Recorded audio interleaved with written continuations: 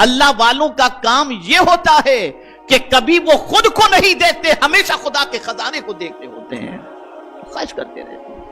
اسی لیے کسی اللہ کے ولی کے دربار میں کوئی جاتا ہے تو بھوکا نہیں آتا، آج بھی وہ کھلاتے ہیں اور کھلاتے رہیں گے۔ یہ ہنر مسلمانوں کو نہیں آیا، اور یہ بہت بڑا ہنر ہے۔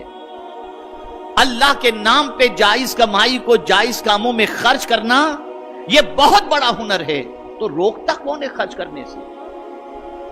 وسوسے کون پیدا کرتا ہے؟ یار دو گے تو کم ہو جائے گا،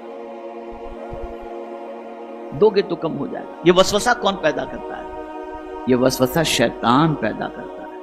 اس کو بھی قرآن نے مینشن کیا، الشیطان یعدکم الفقر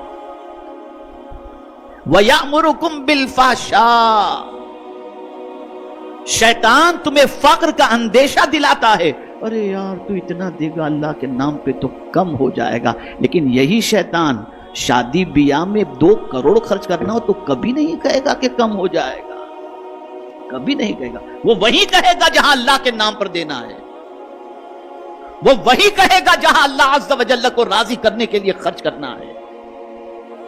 وہ کبھی خواہش پوری کرنے کے لیے آدمی خرچ کرے تو شیطان کیا کہے گا؟ ارے پیسے کماتے کس لیے، اگر اس میں خرچ نہیں کریں گے تو کہاں خرچ کریں گے؟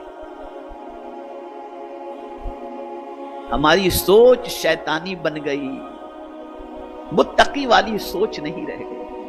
متقی والی سوچ، متقی والی سوچ بناؤ۔ مجھے یاد آ رہا ہے حضرت رابعہ عدویہ رضی اللہ تعالی عنہا کا واقعہ۔ اللہ اکبر، اللہ اکبر، اللہ اکبر۔ خادمہ موجود تھی، آپ کھانے کے لیے بیٹھی، ابھی روٹی توڑنے ہی والی تھی کہ دروازے پر آواز آئی، اللہ کے نام پہ کچھ دو، میں بہت بھوکی ہوں۔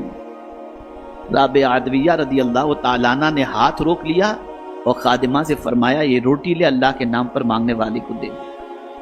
خادمہ کو بھی بھوک لگی تھی، بڑی تیزی کی، بڑی شدت کی، لیکن جب رابعہ عدویہ رضی اللہ تعالیٰ عنہ نے فرما دیا تو وہ کہاں سے روکتی، اٹھی، روٹی کا ٹکڑا لی اور جا کر کے فوراً مانگنے والے کو دے دیا۔ اب چپ چاپ بیٹھی، تھوڑی دیر ہی گزری تھی کہ دروازے پر کسی نے دستک دی۔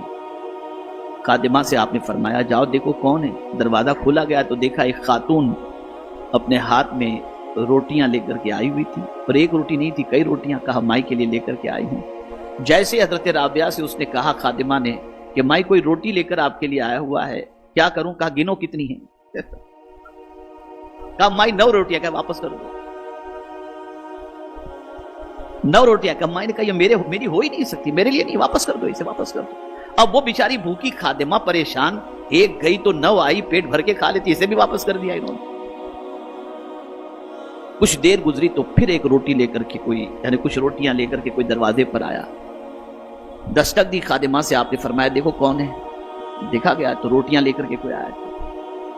کہا گنو کتنی روٹیاں ہیں؟ کہا مائی 10 ہے۔ کہا یہ ہماری، اس لیے کہ میرے رب کا وعدہ حق ہے، ایک دو گے تو 10 ملے گا، میں 9 کیسے قبول کرتی؟ اس لیے کہ رب کا وعدہ حق ہے۔ جب تک یہ یقین پیدا نہیں ہوگا، ایمان کی لذت تم اپنے دل میں محسوس نہیں کر سکتے۔